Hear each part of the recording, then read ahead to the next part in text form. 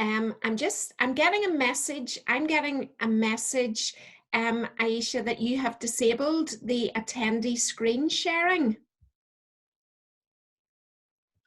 I didn't think I'd done that, but I'll just do this again. Can you share now? Let me see. Yeah.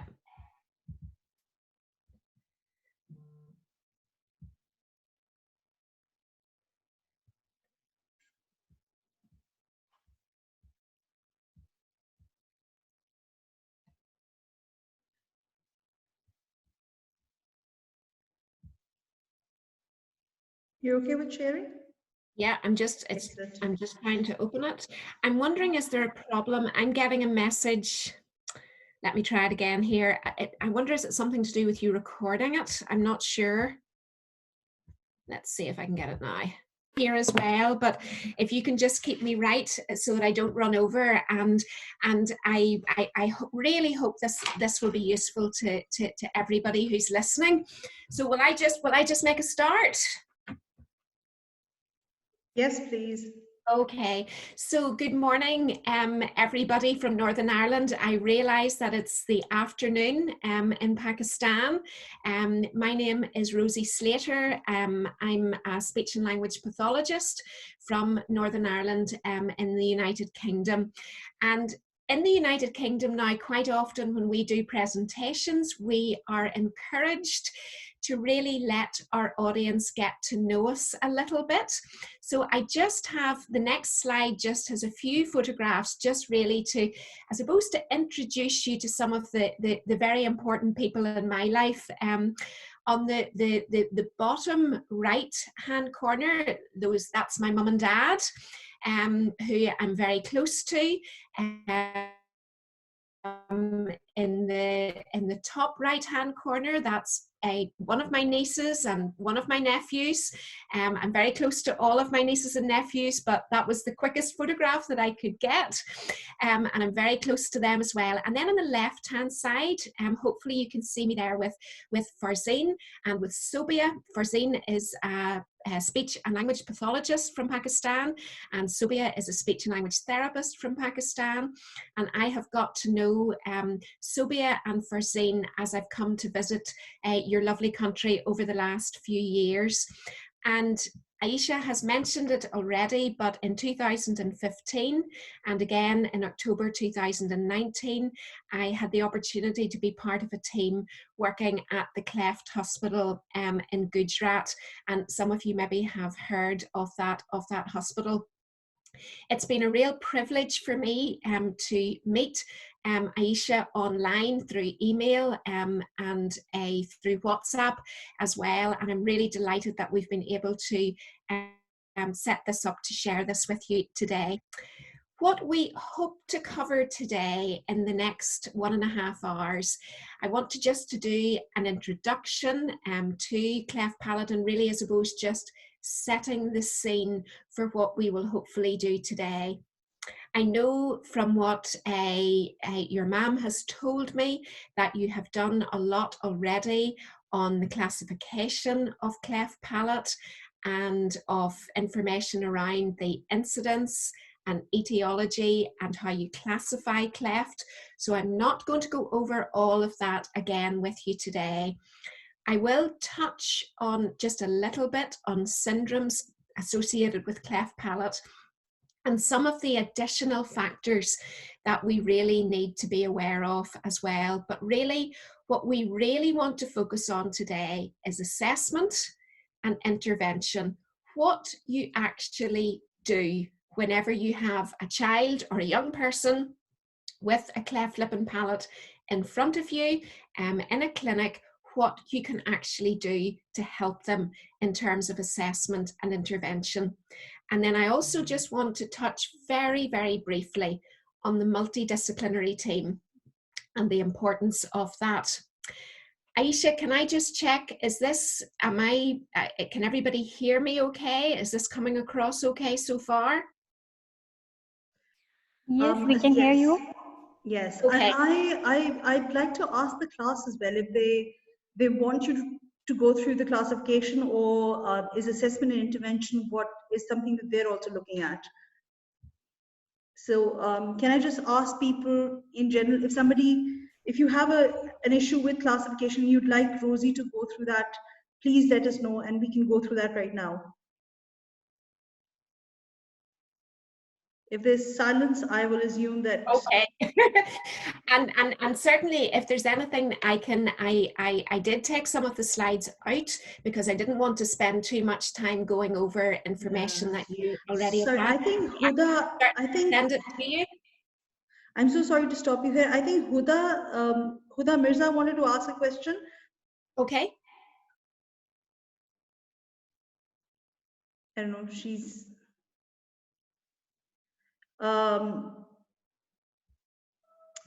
Fasiha, are you happy with this way or? Ma'am, I think it's going really well. Do you need to know anything about classifications or are you okay with this, and assessment and intervention is what you're looking at? Ma'am, I think we should directly move on to assessment. So it's a little bit of syndromes for everybody else and then assessment. Thank you. Okay. I think, Yes, yeah, ma'am, I think what you're covering is exactly what everybody wanted. Thank you. Okay. Super, no problem, no problem. So in terms of, this is just a few slides. I always think that it's good just to set the scene and just to remind us all where we're at, and just a few definitions here. So obviously in terms of a cleft lip, we're talking about a congenital defect in lip continuity, which is due to an embryological malformation. In terms of cleft palate, we're talking about a congenital fissure in the roof of the mouth, which results from incomplete fusion of the palatal shelves during embryonic development. So just to really remind us all of what we're talking about in this area. And then moving very, very quickly on, and Aisha, if you ever want me to send you more slides on the actual classification, I can do that very, very easily. But in terms of the main syndromes then associated with cleft lip and palate, and you can see them listed below there, where we have Pierre-Robin sequence, Stickler syndrome, 22q11, which is a very, very common syndrome associated with cleft lip and palate, Charge syndrome, Apert's, Treacher-Collins and Goldenhar. And the reason that I have included this in this lecture today is that very often cleft palate in particular will occur as part of an association with something else, whether that is maybe a cardiac anomaly or whether it's an anomaly of the central nervous system, or with a sequence or a syndrome as well. And as speech and language pathologists, we always need to be asking that big question: is there other things? Are there other things going on with this child? Are there other areas that I maybe need to ask the pediatrician to look at to really see what is happening for this child overall? Just a few photographs. I know some of you maybe will be familiar with some of these sequences and syndromes already, but there's just a photograph, if you like, to let you know what a child with Pierre-Robin sequence will look like. Just to give you a little more information about that particular syndrome, we know that the key features of Pierre-Robin are micronathia, a very wide U-shaped cleft, and upper airway obstruction, and very often those children will have difficulty with resonance and with speech and language development. Stickler syndrome is another common one, and it can be helpful just to see what those children typically look like. Again, the main features of Stickler syndrome are mandibular hypoplasia, and you can see that that child's jaw is much smaller and hasn't actually grown out as much as another child's jaw would.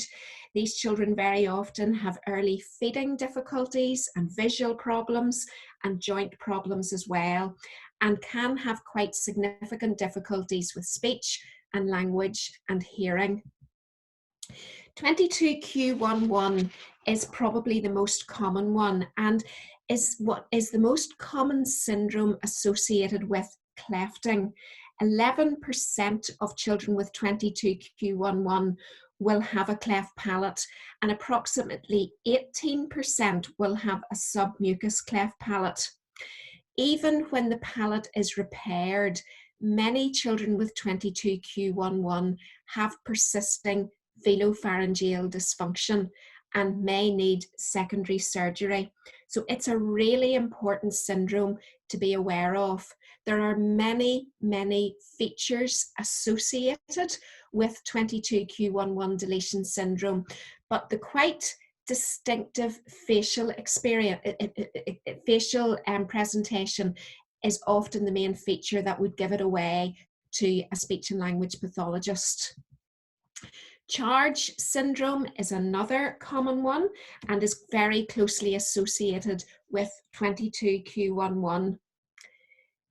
Apert syndrome, which is essentially a craniofacial syndrome, and some of the common features of Apert syndrome are craniosynostosis, mid-face hypoplasia, the very shallow eye sockets, syndactyly of the fingers and of the toes, and of course cleft palate as well. And you can probably see that with that very complex craniofacial presentation, these children can have very complex speech presentation as well. Treacher-Collins syndrome is another one that is closely associated with clefting. This particular syndrome can have a very highly variable presentation, but if children have a cleft palate associated with it, they can have quite complex speech difficulties and issues with resonance as well. And then finally, Goldenhar syndrome. And obviously, I've only just picked out some of the more common syndromes that are associated with clefting. But again, in Goldenhar syndrome, the main features would be the facial asymmetry, and you can see that in the picture there, the abnormalities with the eyes and with the ear formation as well. And cleft palate is very, very common with this syndrome as well. And the children can have quite complex speech difficulties, which are compounded by the hearing difficulties. So that's just a bit of an overview of some of the syndromes that we should always be looking out for in association with cleft palate. Just, I suppose, again, you may know this already, but just a little bit of a reminder of surgery in cleft lip and palate. And generally, and I'm not completely up to date with what the situation is in Pakistan, but generally the aim will be for a lip to be repaired between 6 and 12 weeks if the baby is well and healthy enough and big enough to be able to have that anaesthetic, and to have the palate repair somewhere between 6 and 18 months. It can vary from centre to centre how quickly a palate is repaired. I know in the UK, really the main focus is to have the palate repaired before the baby really starts to speak and before first words emerge. In terms of secondary surgery, very often this is needed if there is persisting velopharyngeal dysfunction, and that might be in the form of a pharyngoplasty or a pharyngeal flap or furlough repair. There may also be orthodontic management, which is required as well, and surgery associated with that as the child gets older. And then very often as the child or young person grows into adolescence and into adulthood, there's further surgery that is needed to actually help their appearance, whether that is for the nose or for other aspects of their orthodontic management as well. And I've just put on there as well, you know, future surgery. Who knows in the future that some of the primary surgery may actually be able to be done in utero. And there's just a few slides that just very nicely demonstrate how a cleft lip is repaired surgically. And you can see in the final photograph there, just of the really good repair that has been achieved there with very, very little scarring. In terms of additional factors that as speech and language pathologists we need to be very aware of, we need to be aware of the feeding difficulties that are associated with cleft lip and palate. I haven't covered that in this presentation, but certainly if you want any more information from me to do with that, I can certainly provide that. But it's just obviously to be aware that that is an additional factor. Hearing is obviously a very significant additional factor, and we know that there is a high incidence of otitis media with effusion in the cleft compared to the normal population, and there is a significantly high incidence of conductive hearing loss. And we would certainly be recommending that a child with a history of cleft palate has regular hearing reviews in that 18-month to 5-year period, that period where speech and language development is really happening. That's really where those hearing reviews need to be taking place. And we would always be encouraging our speech and language pathologists to always be asking that question: is there any query about this child's hearing? Do I need to get their hearing checked? Do I need to arrange for a hearing test? Maybe this child might need grommets if there is glue ear or whatever, but be very, very aware of the high incidence of hearing difficulties in this population. Any questions about that so far? No. Okay. No, it's clear. Okay. I have a question. Yep, no problem. I want to ask that is there any specific criteria for time period regarding secondary surgery that after primary surgery, how long after primary surgery the patient can have any secondary surgery? In the UK, our surgeons would tend to do the secondary surgery really from any time, sort of from the child is about 3.5 years onwards. They don't tend to do it much earlier than that. So that's generally what happens in the UK from about 3.5 years onwards. And the reason for that is so that the speech and language pathologist has had a chance to do some work with the child and to really help to work out what is going on and what is needed for the child at that time. Okay, thank you so much. I got it. Okay. Thank you. Rosie, just to let you know, the Yes. Zoom meeting will finish in 10 minutes. So Yes. we'll log in with the same ID and the same password. No problem. I've just got that. I've got that message as well, so no problem. In terms of just some other additional factors, we obviously need to be very aware of the additional factors of dental and occlusal problems, and you can see there a picture of a mouth where there's obviously a lot of occlusal problems, and we can imagine the difficulties that will mean with speech sound production as well. And I've given you this slide, which really, I suppose, just summarises the malocclusion. You can see there class 2 malocclusion, where you've got the protruding upper teeth, and then you've got class 3 malocclusion where you've got the protruding lower teeth. But the next slide is probably of even more use to you because it will actually tease out what the implication of having a class 2 malocclusion can be for speech sound production.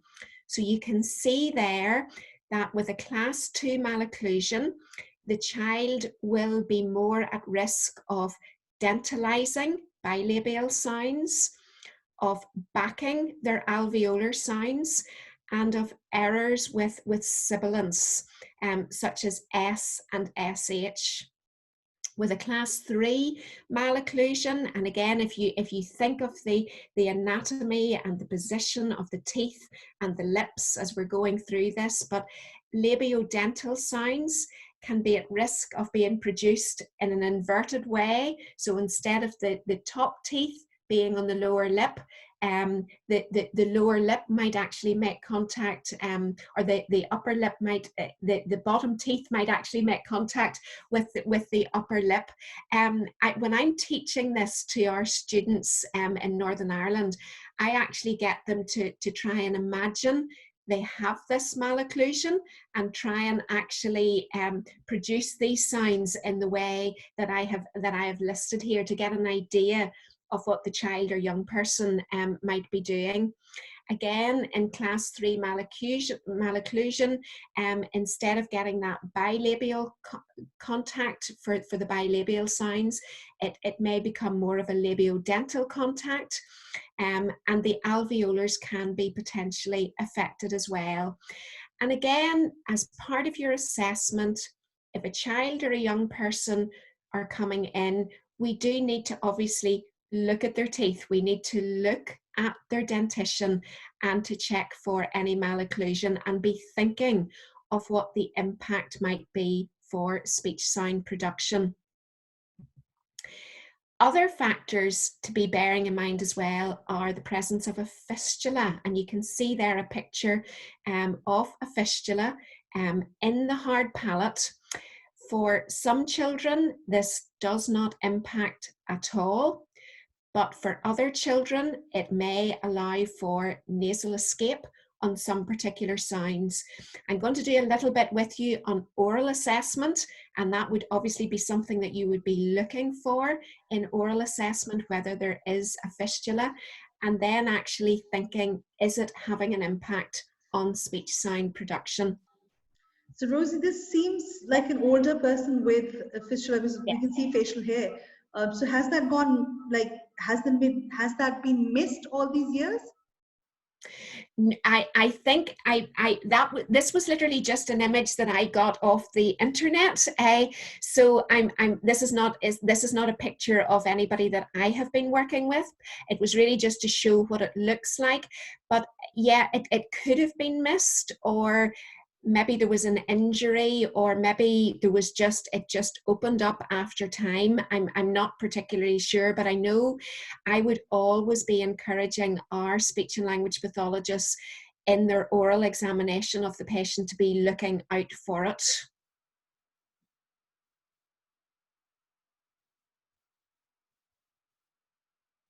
Okay, can everybody still hear me okay? Yes, we can. Yep. Okay.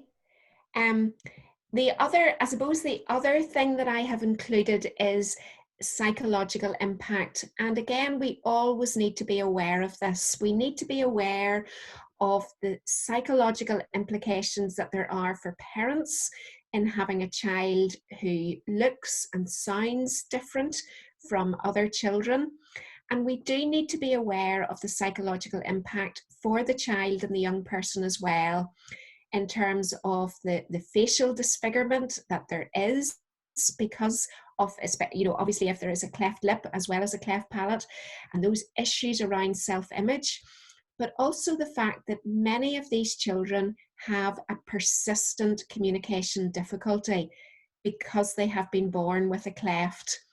And we need to be aware that that can have an impact if you are always communicating in a way that maybe you are not always being understood by others. And I think being aware of that helps us to support our families as we move forward. Really, I suppose what I'm really going to focus on today is assessment and intervention. And these are the things that we're really going to think about. We're going to think about our case history, and I'm only going to mention that very, very briefly, because you will all be learning as students how to take a case history. And obviously for a cleft child, you want to be taking a detailed case history that will look at their obviously their early developmental history, but also their feeding history, any surgery that they've had, their hearing history, and any dental history that is there as well. You'll be wanting to do an oral exam, and I'm going to do a little bit with you on how you do an oral examination for a child with a cleft. We're going to focus on speech assessment and how you do that, but you should also be assessing the child's language skills as well. We're going to be thinking about resonance and airflow and grimace and how we assess those. We're going to be thinking about the typical cleft speech characteristics that go with those, and I've got some resources to help you with the transcription around that. We're going to be thinking about impact. How is this actually impacting on the child's day-to-day functioning? It's really important that we don't forget about developmental errors that could be occurring alongside the more cleft type characteristics. The voice problems that can sometimes co-occur with velopharyngeal dysfunction, and then a little bit on the objective assessment that might be required as well. Aisha, I realise we've got less than a minute. I think this would be a good point just to stop and sign in again, if that's okay, before I go on to the next slide. I think that's a really good idea, also because we've got a few seconds. If there's anybody who has a question, we can answer that now. Okay.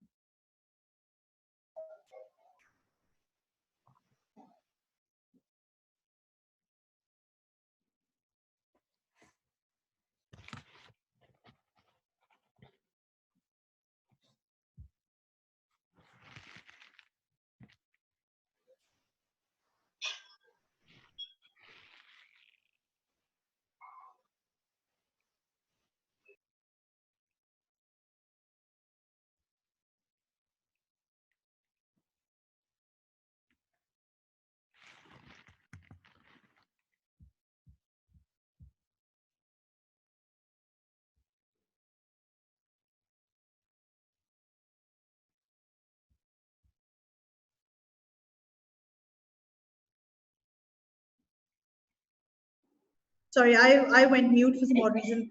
I was asking, is it okay if we sign out and then we come back again so that we have enough time? Yep, no problem. No problem. Okay.